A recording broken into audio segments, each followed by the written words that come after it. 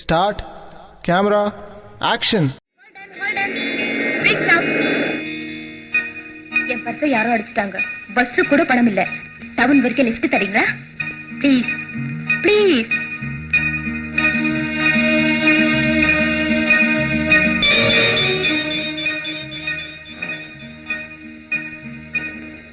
Please. Thank you. Coming. வாங்க உட்காருங்க.